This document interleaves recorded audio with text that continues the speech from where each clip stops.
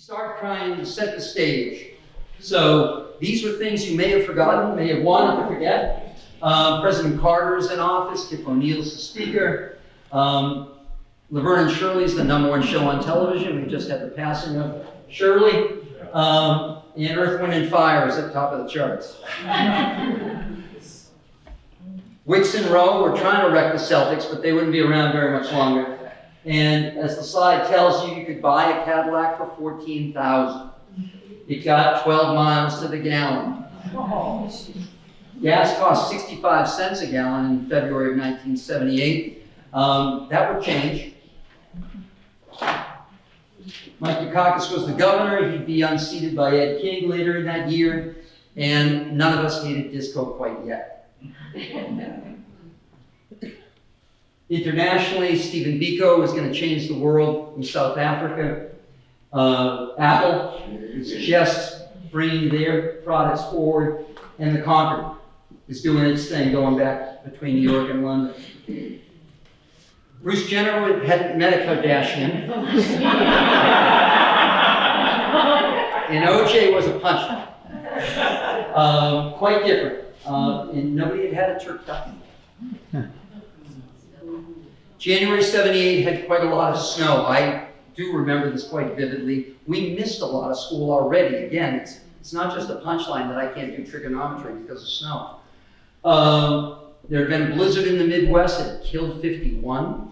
This was a wicked, wicked winter. And if you thought, well, February's coming, things will get better, you would have been wrong. David will jump in with this. Thanks, Bob.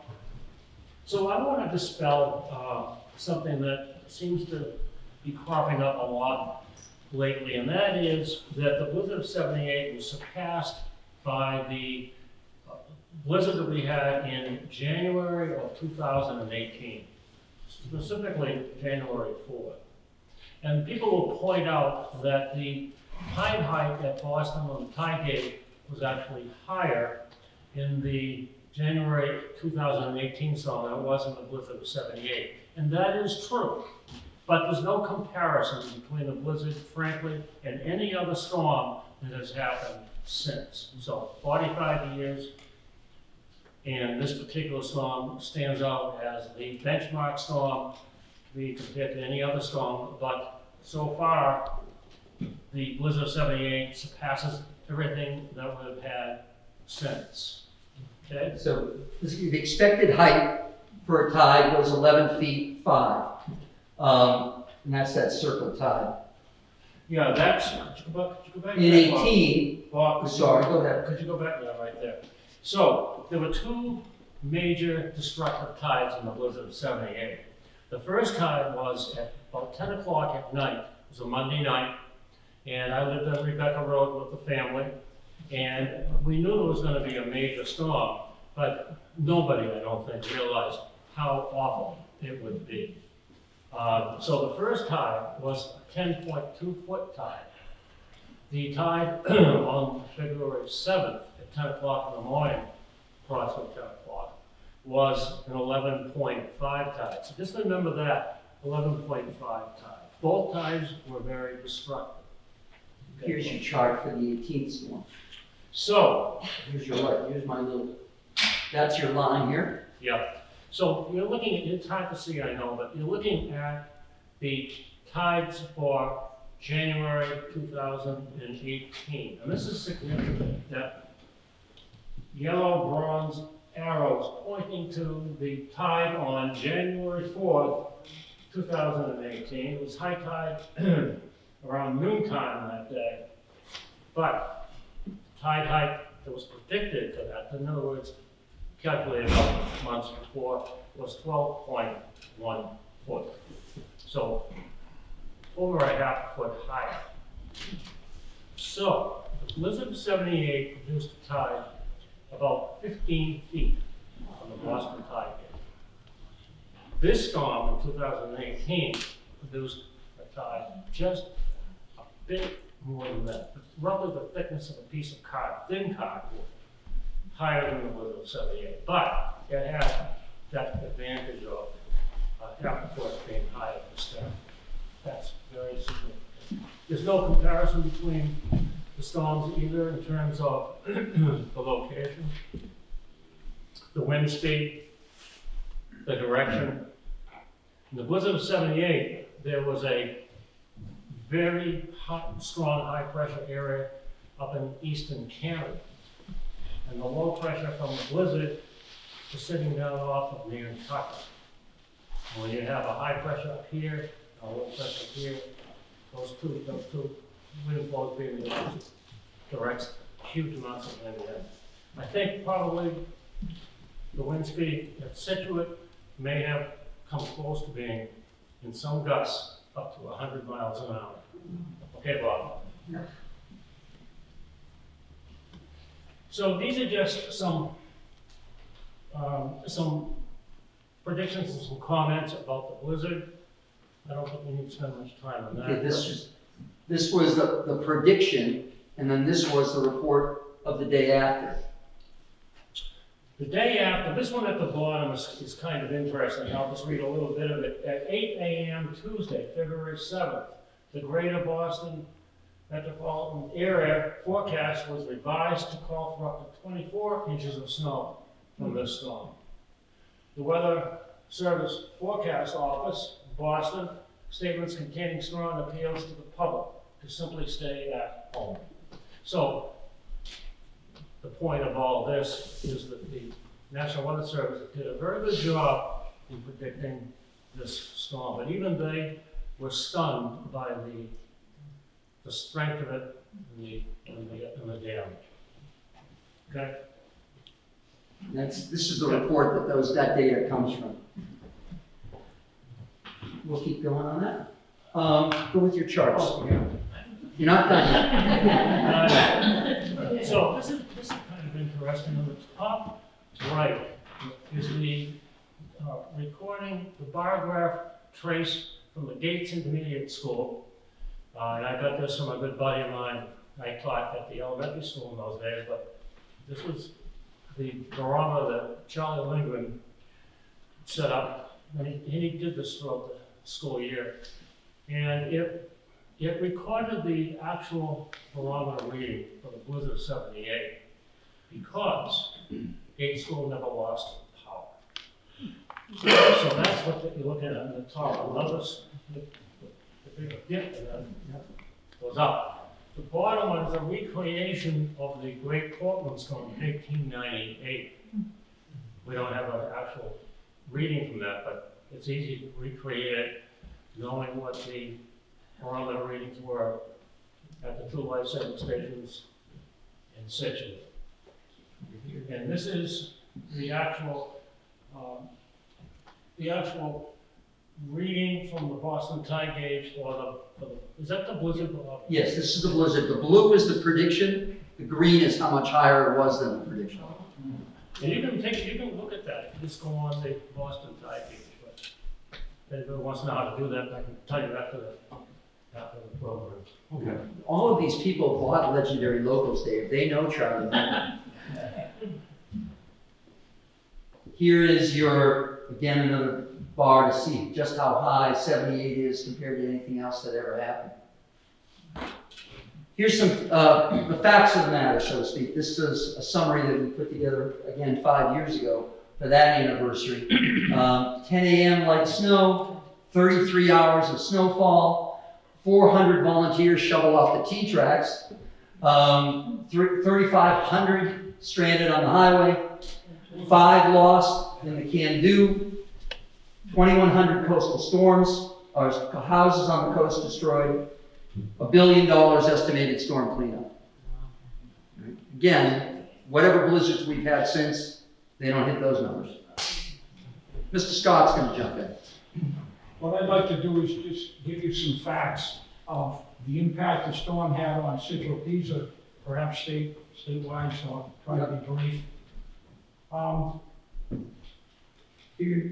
The storm, we were monitoring the storm on Monday the 6th, and the National Coast Guard Station issued an advisory at 4:39 of severe storm.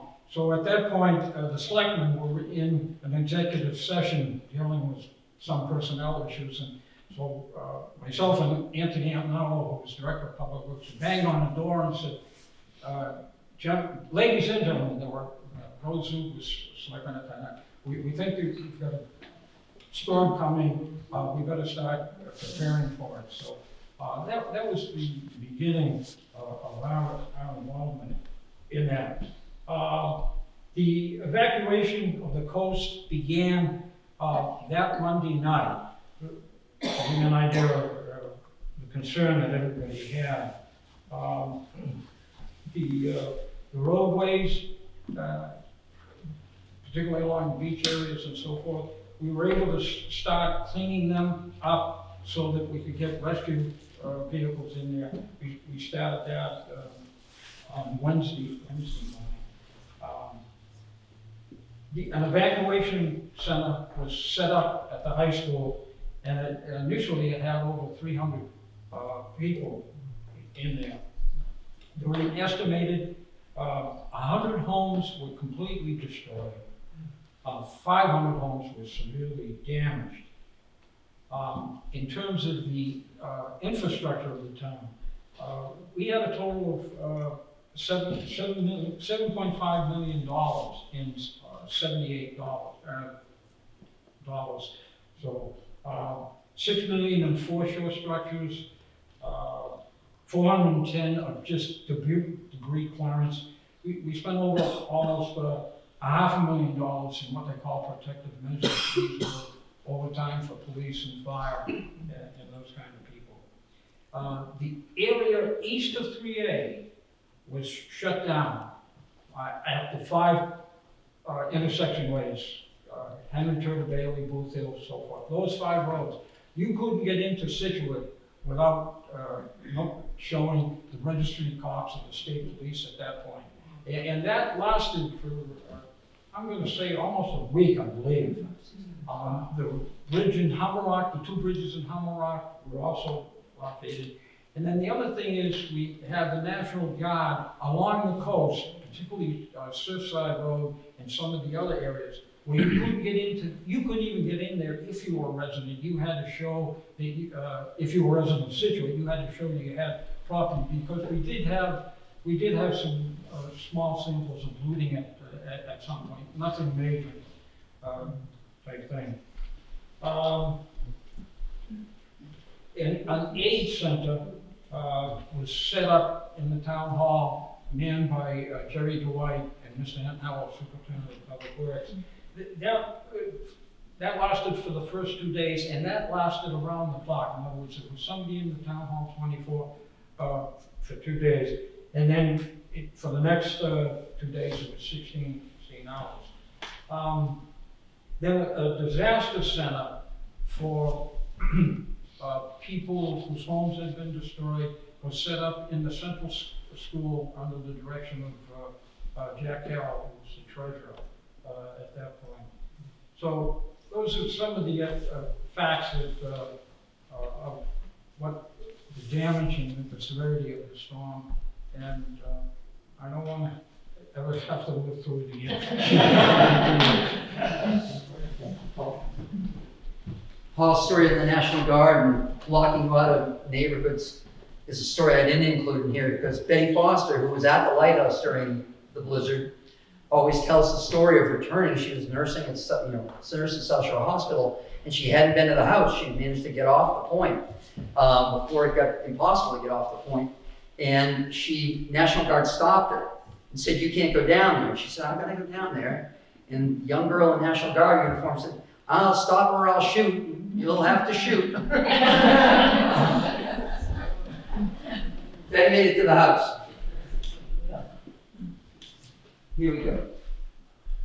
Worst storm of the century. David spelled it out. Mr. Scott let you hear some of the other facts. This headline has Dave short on the wind gust. This takes us up to Minot. Guy worked for the Ledger at the time, sports writer, produced wonderful photographs. Dick Trust gave me this. We go to the harbor. Oh my God. Hummerock. Right? And these are the kind of things that, as a senior in high school, as some other people are here, were that year, we couldn't get to these neighborhoods. We were pinned in our own neighborhoods. We really didn't get a sense of the scale. This was the eye-opening thing for me. From Minot to the harbor, to Sand Hills to Townway, destruction never seen before or since. Well, point out where the Sand Hills General Store is. So this is the intersection. This would be what we call Hard Park in our neck of the woods. And up here is the general store that was then Ray Riddle's. We'll hear from Mr. Riddle a little bit later on. Yes? Anyone know? Here's the minor lighting. It's condos now. Your Uber's here.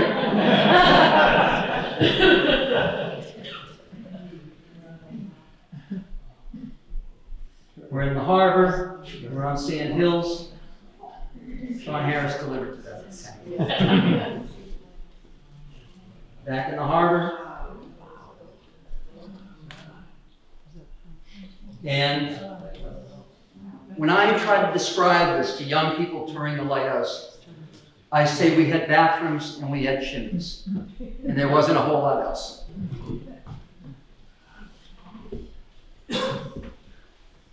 Down in the harbor, middle of the night, Scituate policeman, Mr. Rosemere, took this picture. That's the light of day. You go to the other side of it in the middle of the night, and then we're back in the daytime.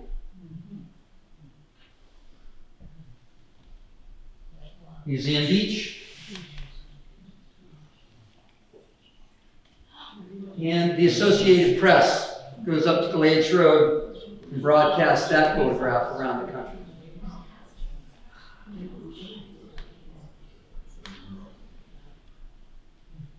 Oh, you know, Tracy, that might be your house.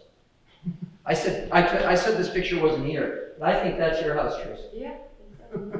I thought I pulled this picture out of it. I was mad when I saw her walk in. And that's, I think, unfortunately, was Tracy's house. What do you remember? Anything? Do I? Yeah. Oh, yeah. What do you remember? I was 12, Yeah. and we never got evacuated. And I was watching MASH. Monday night. That was on. Yeah, and the TV went out, but I could hear that the TV in my brother's rooms downstairs was still on. So I went downstairs to watch the rest of it. And then that TV went out, and then as I went up the stairs, I could see the water just coming in the house. This is on near Egypt Beach.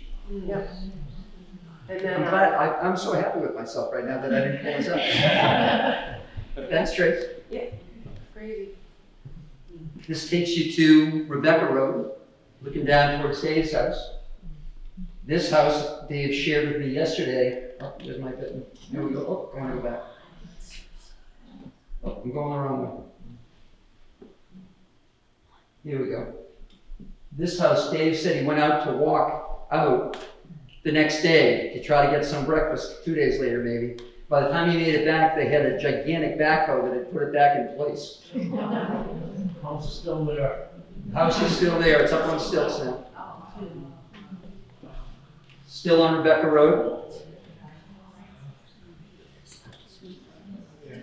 Up on Egypt Beach. You can see, Yep. you see what remains. This is up on Manhill Beach, right? That Yeah. last house.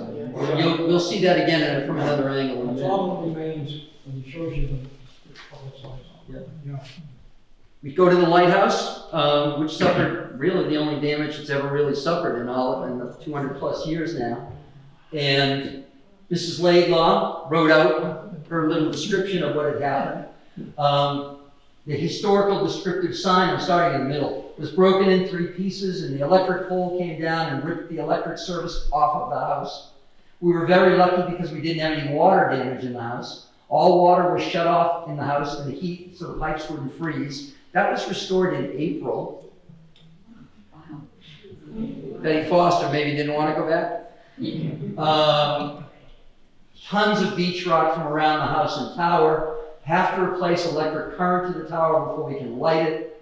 In all the storms, 1888, 1898, 1972, there had never before been any real structural damage. And 91, little shed came off. I was told it was put back on with 6 bent nails when we replaced it for good in 2014, and now it's really the first line of defense. This is the damage down there, taking off the runway, connecting the house and tower. That runway was attached to that building in 1817, in my reading of the National Archives, and so this is the only time, from 1817 to 1978. And again, thanks to Paul Scott. I was so excited to get these. You could get a parking space in Scituate Harbor. That's memory lane all by itself, right? To look at those stores. No wait in Scituate Harbor. You had to slow yourself down.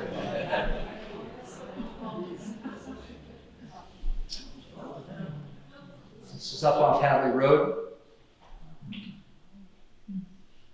We're on Town Way, and as the slide says, assessing this must have been just impossible.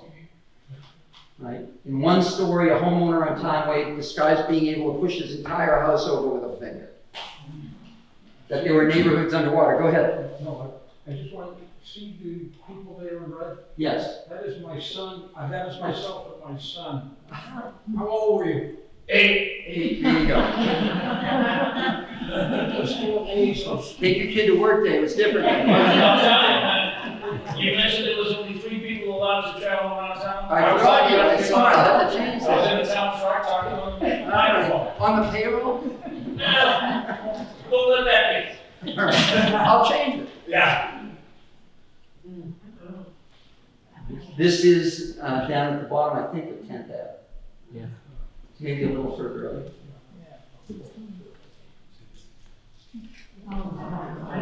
This is the current general store, once Riddles, behind us. This puts us on Turner Road. Oh yeah, behind us. Certainly we have WRUL still, still coming through on my toaster. 1978.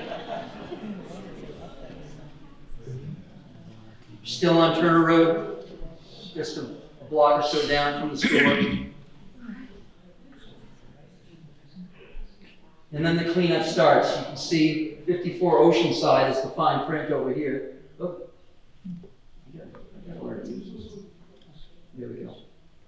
So there's that mark, and you can see this always was the icon for me. A woman I work with, she's an English teacher at our school, is now living at the bottom of 6th Ave. She and her husband bought the property that burned a number of years ago, where our fire department, were just amazing. They bought that property. It's super elevated now. And I said, you really don't want Zach to come to this tonight. He might have second thoughts. My most vivid memory of the blizzard was standing next to the street sign at Marion Road with the entire street filled to the height of that street sign and for the entire length. And when asked about Sand Hills, I always say all the sand in Sand Hills was hauled away by the National Guard in the spring of 1978. Where are we? Oh, you're giving it up. Oh. All right, this is the yacht.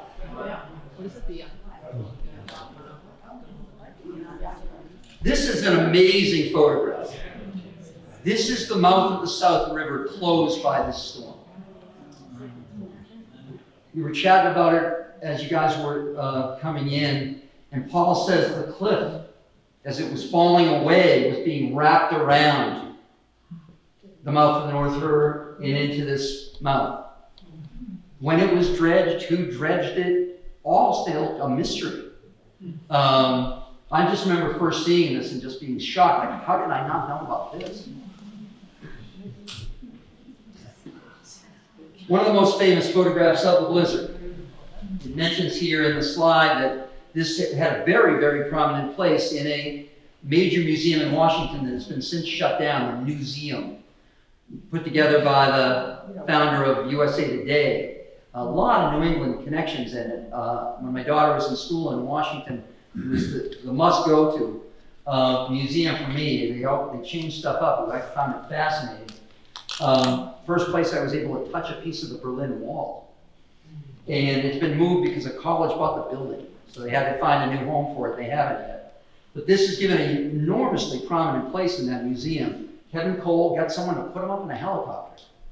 And as it says here, we owe these journalists that went out in the worst possible weather, and our cleanup teams, to go and get these pictures for us so that we could hold on to this. We know quite a lot more than a lot of other places. Scituate damage seen at 54 million. Revere, you see at 84. That's private. Yeah, private damage, not the town side. Governor Dukakis described it as awesome in his helicopter ride. The cost and diversity of programs related: 339 homes destroyed, 1,000 received major damage, 5,500 received minor damage, 135 businesses, 80.2 small business administration loans, 25 million in cars, and it just went on and on. Then the stories start to come out. Where were you? What were you doing? Like Tracy's story, watching MASH. Scituate selectmen voted to seal the town, as Mr. Scott shared. Military police prevented sightseers from entering. Only those with identification and Betty Foster could go back to their house. Seen from the air, the snow begins where the mud ends. Beyond the South Shore coast, the ragged line of rubble devastation, there is isolation. From Minot Beach to Humrock, the coastline of Scituate is littered with the remains of houses destroyed by wind and water. The houses no longer surrounded by flooding are engulfed in mud. Those homes not ruined appear sandblasted and pocked by sand, pebbles, and in some cases boulders tossed up from the sea. And just 100 yards inland, other houses are engulfed in drifts of snow. It might have been streets and driveways or just part of an expanse of white in the field of vision. That's how it looked from a helicopter flying 400 feet above the ground in a great circle from Boston to Scituate to Randolph and back to the city. There is a small pond behind Peggotty Beach in Scituate. In it floats the first floor of a house. No second floor, no roof. The nearest of a dozen foundation slabs it might have belonged to is 250 yards away. Pretty good journalism. A blue station wagon, only its roof showing, is sunk in a pond behind the beachfront. I don't know how it got here, said the helicopter pilot. Even in the summer, that's a marsh, and there's no road anywhere near it. The beach road, what there is of it, slips in and out of view under mudslides from the beach. Encrusted power lines fallen and frozen just above the ground, parallel the road like a fence. Scituate Harbor is filled with chunks of ice, like shards of a broken window pane. Boats are beached, overturned, or float like bobbers far out from the shore. A 30-foot boat is nosed into the side of the Welsh Lumber Company's garden shed. The shed is at least 10 feet above the water line and 100 feet from the shore.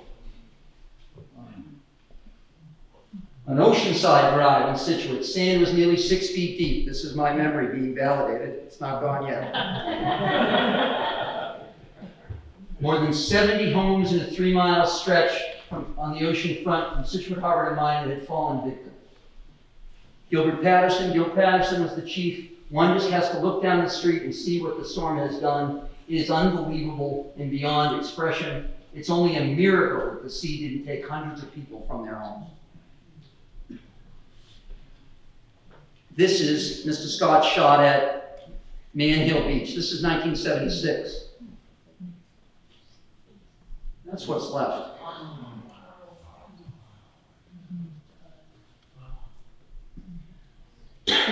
From the glades. First the walls blew off and floated right on by us down the driveway. Then came the stoves from the apartments. The stoves were floating just like corks. They floated right on out into the marsh. When I saw the rolled buckling come apart right there, I said to myself, well, this is it. We're done for. But Billy Murphy and Franny Joyce came for us to take us out. I went back on the porch and the wind knocked me right on my ass. 10 feet back. Then we went up to the glade, seeing if we could help people, getting them out, you know. That was when? Wednesday? No. What day is it now? Thursday, he was told. Well, we took a lot of people out. The gas was splitting up from the air from the broken lines. You could smell it all over. The storm cut through the Scituate coast along the Irish Riviera with a battlefield after effect. It was discriminate, totaling 3 homes in a row, saving half a house here, a whole one there. But the sum of it was nuclear. An entire area blown away in the grip of something no scientist, no genius, no human mind or authority can control. The storm came and went, and never looked back at survivors. National Guardsmen found Walter Barrows of Greenbush, recounted a rescue he and a police officer made. 2 hours before high tide, we didn't think the water would be that rough. This is 8 o'clock at night, Monday night. Barrows drove a 2.5-ton trunk to a home at the end of Glades Road, accompanied by a police officer. The officer left the truck to get the children. A few minutes later, Barrows, seeing 20-foot waves breaking over the truck, also went to the house and led the children back to the truck as a huge wave knocked them between 4-foot deep icy water. The police officer, whose name he did not know, had formed a chain with the youngsters' mother and father and grandmother and was right behind the 3 when they were swept under the water. When I came up, the little girl was still holding onto my hand. The boy was caught by the people behind him.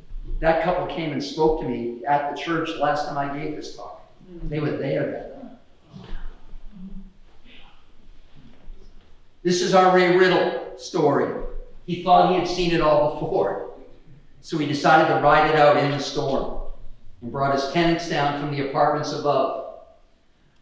Early phases of the storm, Ray Riddle was not concerned about devastated homes and hurricane-force winds. He was worried about the damage minor flooding could do to his food stock and store structure. After all, he's lived in Scituate many years. Had been through it all before. We were foolish to stay here, but we never thought it would be this strong. Besides, during the height of the storm, where could we go? We go to the end. He then praised the police and National Guard for their around-the-clock work. Ironically, the police tried to evacuate him before the storm hit full blast, but he refused to go. He thought he had seen it all before. The fishing industry takes a big hit. In the middle of this, they talk about a crane trying to get my friend Steve Soames' boat off the rocks down to the town here. This is Dave's pass. He was on the planning board at the time, so he got a chance to maneuver around the town some. And he's the pass we still have. There were some looters, more than 160 arrested, and the clip comes out of a Globe article. A Scituate store owner called for hanging. It's called shooting. Mission accomplished. The call for buses came from the fire department when the national group carriers proved too high, and this is what they used to move people off of Humrock. Joe Green, the famous BZ copter, maybe that rings a bell, plucked Jean Jones from her isolated and inaccessible home on Fourth Cliff and brought her to the emergency storm center at the high school. Her due date had come and gone, and she was reported to be in labor, with no way to get out because she couldn't get over the bridge. Joe Green landed the helicopter at a nearby nursing home where Bobby Snow took her for the trip to Humrock, and they delivered the expected mother to the high school. By the time she got there, she was feeling better. Here was your question. Will it ever be the same? Lots of doubts. Lots of questions, whether people be allowed to rebuild, where would they be allowed to rebuild, what the terms would be. The governor comes down. In the background, it's the congressman at the time, Mr. Stubbs. You got another one? And this was really the high watermark for Mike Dukakis, I suppose, until he was nominated for the presidency. And then he loses in the primary in the fall. At the high school, we had the National Guard bivouacked in the parking lot of the high school, and they would fly the coppers in. They used to fly him in. He came in, as I recall, more than once. They'd fly him in, and then, you know, they'd all get in the vehicles and go around. Oh, he's a Mr. Terrible and everything. I had taken a job peeling the wallpaper off a house on Egypt Beach Road, and then I was going to repaint it. And the guy that owned the house at the time, he worked for the lieutenant governor, Tommy O'Neill, Tip O'Neill's son. So he was in a bunch of different times. You know, I'm covered with paint meeting him, but that was my brush with fame during the war. I made $183 to pull that wallpaper off and repaint it. It was good money. We still have a long way to go, and these are some of the big machines that I mentioned with David, saying moving that house off the street and then getting to work. Here are your helicopters, just as you said, and somebody, it's one of the times that we've addressed this topic, said that they were one of the kids in that going for a ride, or at least sitting there. I don't think they took it off. No, they didn't take them off the limb. Yeah. This is down in Humrock at what was called Old Mouth Road, still is. And Mr. Freitas, one of Scituate's best historians, was sharing with David that, you know, he lives at a vantage point where he could watch this. And they were very, very concerned that the river was going to go back to its old mouth. And that's why they're pushing that sand out there to make sure it didn't happen. All roads in the community were open a few days later. That's what, again, one of those stronger memories of just how nice it was afterwards. It was very much like a hurricane, where it clears out and then it was perfect, except you were throwing the snow over your head 3 feet. And you couldn't go anywhere and everything closed. We had folks that we took in because of a fear of a gas leak on Hadley Road. We took this family of 5 into our little place, and someone made us all fit. But a woman at Front Street really summed up this period of the story very well. Can you believe this? 2 more weeks with kids at home? We're all half crazy now. Nobody's got anything to do. What the hell's it going to be like after 2 weeks? I'm in a convertible, and we drove to the Hanover Mall where they had these enormous piles of snow in the parking lot. And my somewhat unwrapped friends decide, wouldn't it be good if we filled up the back seat of your car with snow for the greatest snowball fight you ever saw? Did you do it? We did it. Oh, it was great. We were on the back roads in Norwell, chucking snowballs, pulling over, filling up the back seat of the car again. It was nuts. We had nothing to do. The emergency response, this article, I won't go through this whole thing, but they pulled this guy out of Georgia who had enormous experience in this type of disaster. And so he belongs to the Atlanta chapter of retired Army officers. His name was Jack Nugent. And Jack Nugent is brought in to be one of the big coordinators. This was, you know, they went right to the deep bench that they had. Who knows how to do this when something really goes terribly? They found this guy to help out. 17 separate projects involving seawall repair, that's that note, and massive multi-phase projects, small road repairs, restoration of a shingle stone barrier. That's up, as you'll see in a minute, up by Musquashnet Pond. Estimated $4 million and $78. Multiply that by 5, I would say maybe 5.5. And here we are on Glades Road as they get that project underway. Saddest element of this, there were 2 local fatalities. They were both Cedar Point residents. Ed Hart, body's not recovered till April. The skiff he's in, he's pulled out of it. He had initially been reluctant to evacuate and then asked to be evacuated and, you know, faced this tragedy. An emotional toll, you know, and I know my friend Mrs. Renault is here, and she played a part in this part of it. a group called Project Concern. And the numbers I found in my research were there were 416 cases of people had were, akin to shell shock. Is that a fair way to put it, Carol? Yeah. So to date, some 3,600 people were screened in the aftermath of the blizzard. In Hull, Plymouth, Quincy, Revere, etc., they give a list of towns.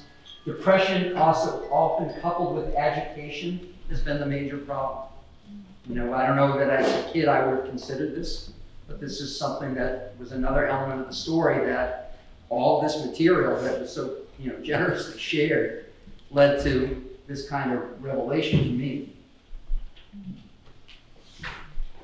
11 of the Peggy Beach homes were moved, the properties purchased through a FEMA program.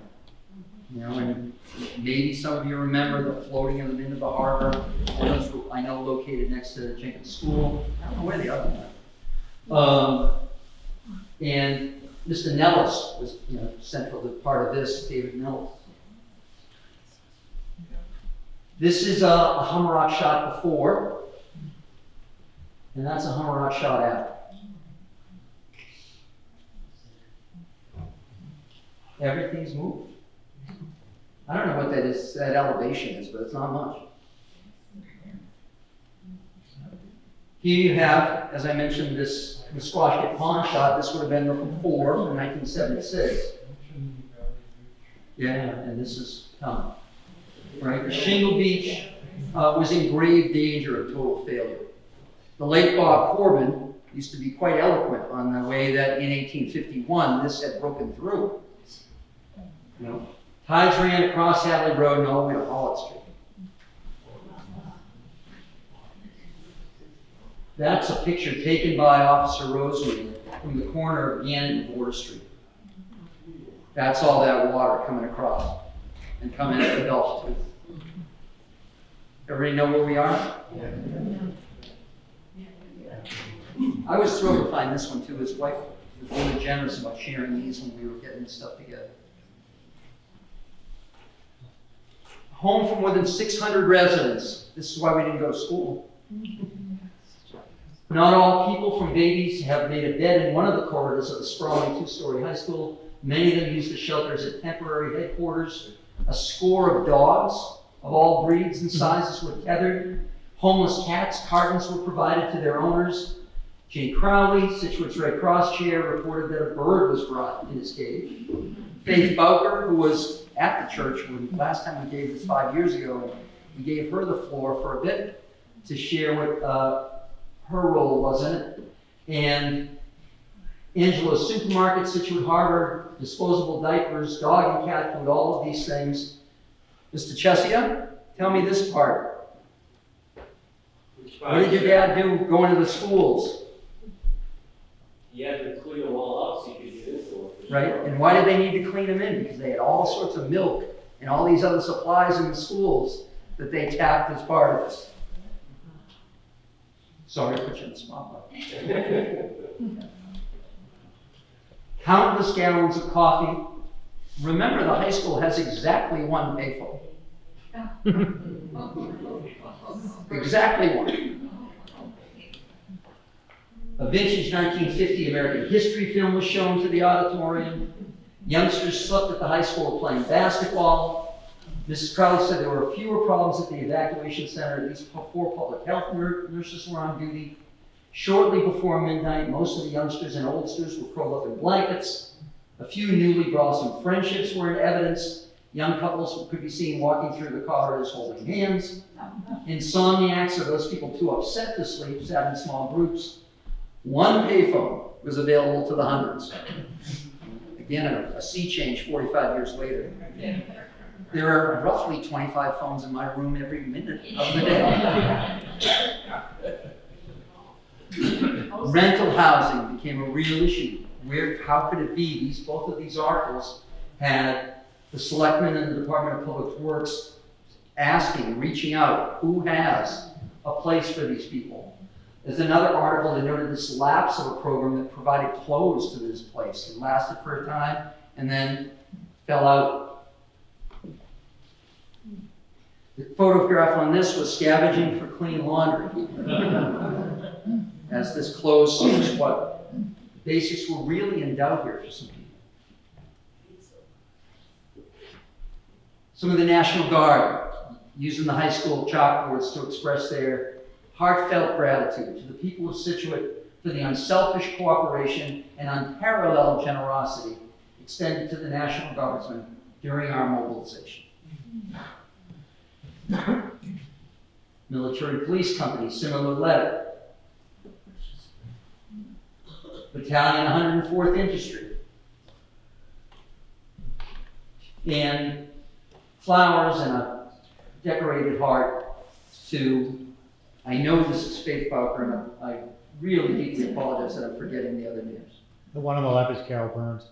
Okay, thank you. The one on the left is Marcia Sprague. That's where I thought it was. And I just didn't have it in my head, sorry. And there is your heart. We love you from the members of the 104th. To all the men from C Company, we'd like to thank you, each and every one of you, for your kindness and generosity in making our stay here in Scituate as comfortable and warm as possible under the conditions. We salute you.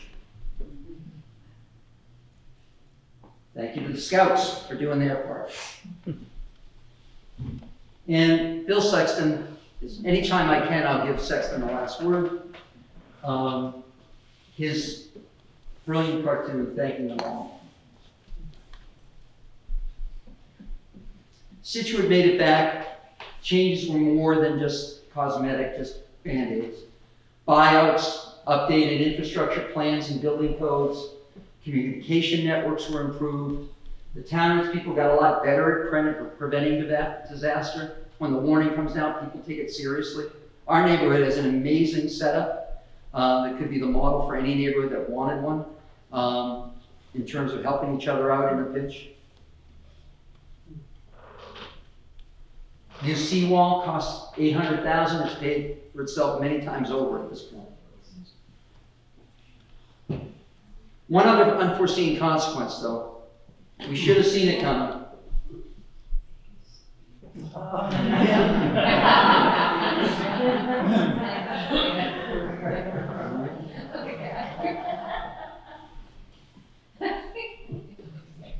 One delivery room nurse has scheduled a 2-week vacation for the end of the month because she is sure she'll be ready to drop with exhaustion by then.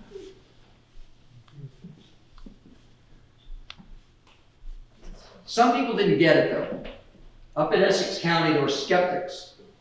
And this gentleman, John McNeil of Groveland, since February 8th, I've been waiting for someone to mention that the great storm was not technically a blizzard.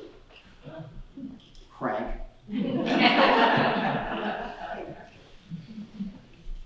Most took this attitude though. Quincy Man shares this thought. He remembers also a continuing spirit of friendliness he had never known before.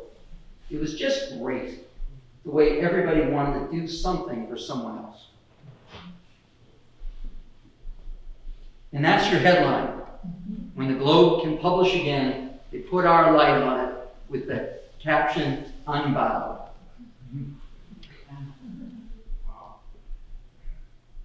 We'll give the National Weather Service the last word. The blizzard of '78 is known as the benchmark of winter storms. It was one of the fiercest storms to have ever struck southern New England. Right? So take that 2018 year round. I thank you all. I encourage you to come members. There's lots of stuff going on, some of which you know about, and much more that you could find out about in just a couple of clicks. We got a lighthouse being restored. Maybe you've heard about it? Ross, can we take a few stories? I'm sorry. Can we take a few stories from you? Sure, if anybody would like to share a story, that's always awesome. What do you remember, sir? Yes, I was the editor of the Patriot Ledger then.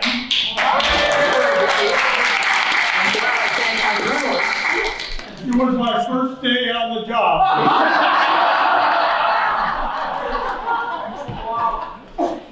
I arrived, it was a Monday, the 6th, and I arrived, and I parked at the Quincy Center, MBTA garage. We had, the Ledger had parking in the top floor.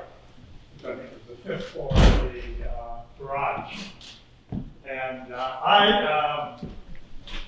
about 10 o'clock when the snow started coming down, and about 1 o'clock it got even fierce, I suggested that I get my car out of that garage and try to get home. Was staying, my wife and family were in Connecticut because I had been moving from New York to Boston. And I went to Kimball's by the sea where I was staying. Fortunately, I had a room on the 2nd floor because the first floor was flooded by this whole thing. So I was coming down the weaving exitway from the garage, and I bumped my tires against the side, the slip and so forth, and I got down and I got on to Washington Street, and my tires were down on one side. It was snowing like crazy, wet snow, and I had just a light jacket on. I got out, I had to change my tire, and by the time I got done, I was soaked. I got back in my car, headed back down towards Cohasset, and cars were starting to back up. A tractor trailer unit had turned over on the bridge between Weymouth and Hingham. And so everything was locked. So I didn't know what to do. I thought, well, maybe I'll go back to the paper. So I started down and I saw the fire station there at the end. And I said, can I leave my car here? Because there's no way I'm going to be able to drive back there. So I started walking, and the owner of the paper, Scott Lowe, was coming down the street, and he yelled, Bill, says, get in. We got in. Of course, we couldn't go anywhere. We couldn't go anywhere, and finally there's a knock on the window from a woman in Weymouth. We were on the Bridge Street there, the main street. She knocks on the door. Get out, you're not going away. Come in, we're rescuing you. So we went into this house where there were about 4 or 5 other people, and all the homes along that way were taking in, Lauren, how are you? We're taking in refugees. So we waited, we spent the night there, and they were feeding us, and of course everyone was sleeping on the floor of the living room and so on. And then in the morning, when it got about 4 o'clock or so, 4 or 5, the plows started coming through. And so we got in the publisher's car, we got it turned around, and we drove back to the paper. Spent the next 4 days at the paper. That was my question. How long were you at the paper? Well, the first we got the paper out, it was an evening paper. And so on that Monday, we went to press early so that we could get the paper out because we knew the forecast was for heavy snow. We got Tuesday and Wednesday, we produced the paper. We had them, and we stacked it in the storeroom, in the what we call the mail room at the paper. Tuesday's edition, Wednesday's edition. We couldn't go because the governor had a ban on buying. You couldn't go out. And so that Thursday, we delivered 3 papers, 3 separately produced papers. So if you were a subscriber, you got 3 of them.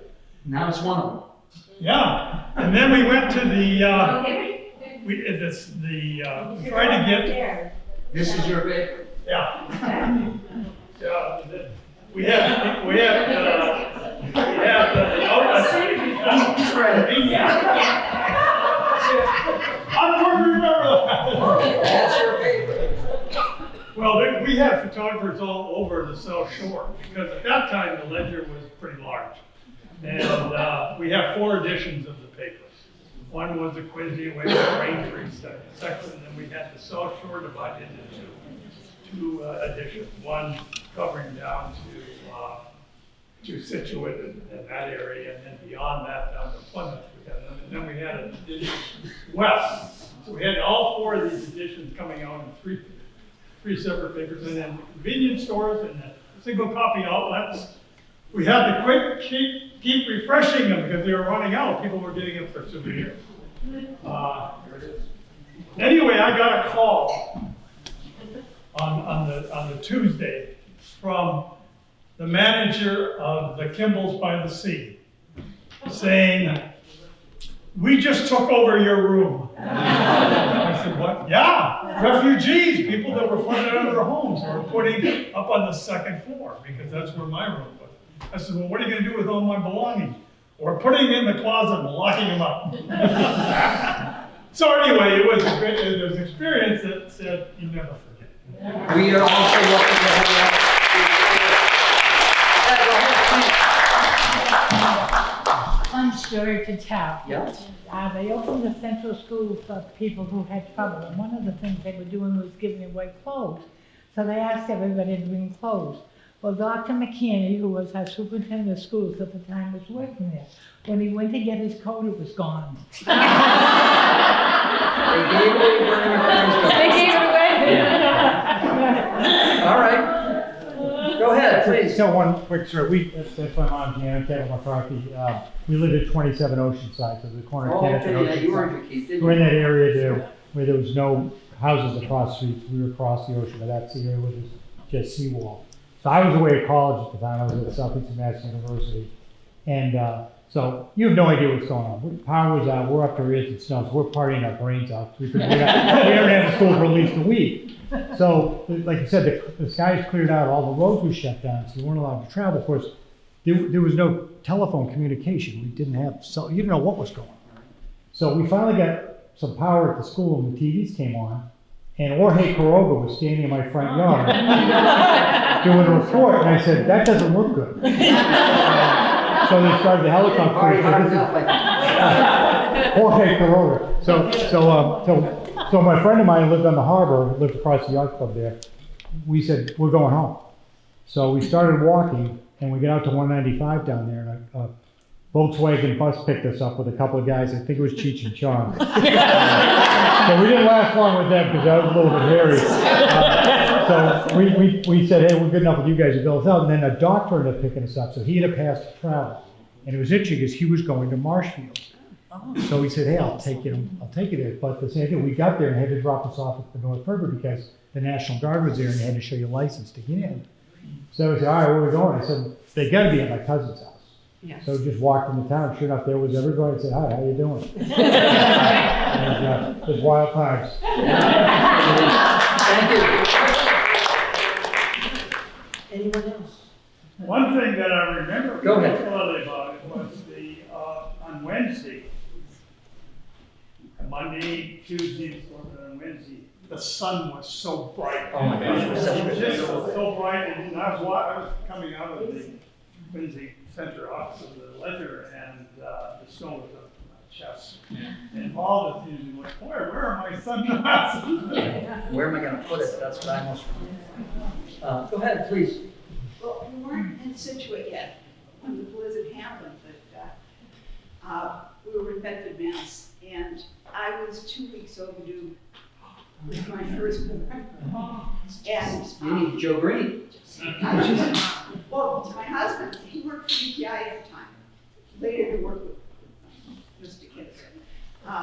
And he had to go into Boston while I'm still 2 weeks overdue. And he calls up the police and he says, "My wife's pregnant, what are you gonna do?"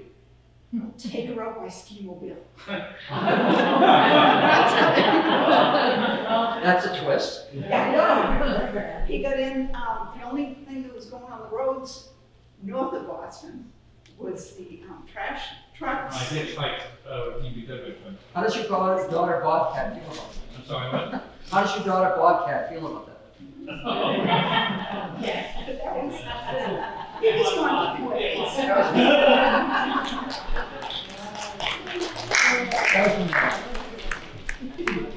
Please, go ahead, Paul. All in Finney, we had Finney's garage in Scituate, and shortly after the storm, they come down with this loader It was a big loader and it had 2 forks on the front. And the guy came into the garage and he said, hey, where is such and such a road? And he said, okay, you can on this way, told him where it was. And off he goes. He comes back later on and he's got 2 cars on the front of the loader. He had forks and he put them right through the doors and picked the cars up and stacked them up. He go behind the garage and stack them up. He said, well, where is such and such a road? He said, well, okay, well, off he go again. He showed us the list he had that was a mile long, and he'd come back with some more cars stacked up on the thing and stack them up back. So yeah, it was quite a sight seeing all these cars stacked up behind the garage. My brother and I, a man called up and said he lived in Hummerock and he was looking, could we go get his car? He said, I left it in the driveway, I'm kind of afraid that something happened to it, could you go get it and bring it back? So my brother Richard and I went down to Hummerock and we going up and down to Hummerock looking for this car. We found the address and he said, there's no car here.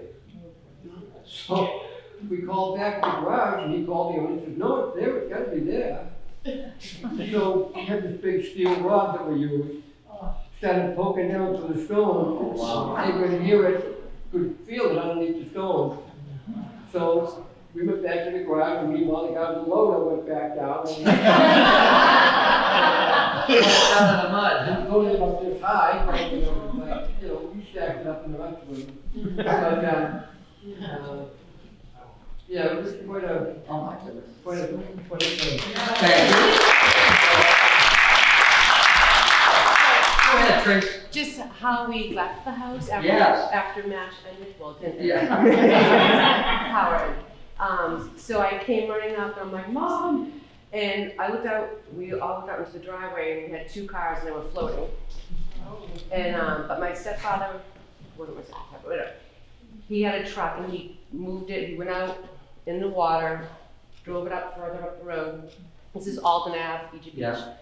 And so then we all like, okay, we have to leave. We left our dog, which ended up being fine, but we had to put her we locked her in the bathroom. Water and food, and then we got out into the yard, and we had a slope in the yard because of the septic. So our garden hose was still attached to the house. So it was, I want to say, can't remember the order, but I think my mom or my stepfather was first, then the 3 kids, and we just held onto the hose. And then when you were seeing the icebergs, that was so real. Like that's what I remember, the icebergs just coming right by us. And when we went down the slope, my mom went right under the water. I mean, it was scary, but we got up the road and we got in the car and we stayed at my cousin's and we were out of the house for 3 months. I remember Jerry telling me about the hose. He didn't tell me about your mother going on the water. Yeah.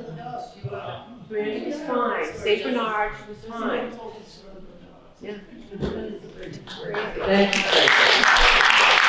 Anybody else? Go ahead. Correct me if I'm wrong, Jack. But despite the power outage, I think the only business that was open in town was Ronnie Schoen's. He remained open the entire time, did he not? Jamie's Pub. You're right. And Jamie let every first responder eat for free for like a week, if I'm not mistaken. I was only 8, so I might have my facts wrong. I do recall that story of Jamie feeding a whole lot of people, despite the loss of his home. Right. On the beach. But I didn't know that about Ronnie. Ronnie stayed open. Ronnie and Jamie are 45 years ago. Yeah. We ready, Gene? Class dismissed.